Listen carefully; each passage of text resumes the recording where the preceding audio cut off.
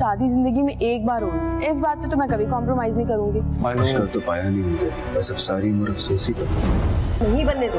मैं कैसे जीऊंगा इस बोझ के सहारे कि मैं मरते वक्त अपनी माँ का चेहरा भी नहीं देख सका। साथ जिंदगी जुड़ी है तुम्हारी, जीना चाहते हो या मरना चाहते हो। दोस्तों कैसी तेरी खुदगर्जी ड्रामे के आने वाले एपिसोड में आप लोग देखने वाले हैं, जिसमें आप लोगों को मालूम है शमशेर की वालदा की डेथ हो चुकी है। और दोस्तों शमशेर अपनी वालदा की कब्र पर जाकर दुआ करता है कि अम्मी प्लीज़ मुझे माफ़ कर देना, मैं आखिरी वक्त में आपके साथ नहीं था, लेकिन मुझे जैसे ही मालूम हुआ मैं आपके पास आया था, लेकिन दारा और बाबा साहब ने मुझे मिलने नहीं दिया। दोस्तों अफसोस की बात, शमशेर की वालदा सब सुन रही होगी लेकिन कोई जवाब नहीं देती। वहीं शमशेर अपनी वालदा की मिट्टी उठाकर और कसम खाता है कि मम्मी आपके कातलों को मैं छोड़ूंगा नहीं। दोस्तों शमशेर का सीधा इशारा बाबा साहब की तरफ होता है, क्योंकि शमशेर को भी मालूम है कि उसकी वालदा की डेथ बाबा साहब की वजह से हुई है। और दोस्तों अब शमशेर बाबा साहब को नहीं छोड़ेगा और खून के आंसू बाबा साहब को रुलाएगा, जैसे बाबा साहब ने सबको रुलाया है। वहीं दूसरी तरफ आप सबको मालूम है निदा और एहसन की भी शादी हो गई है।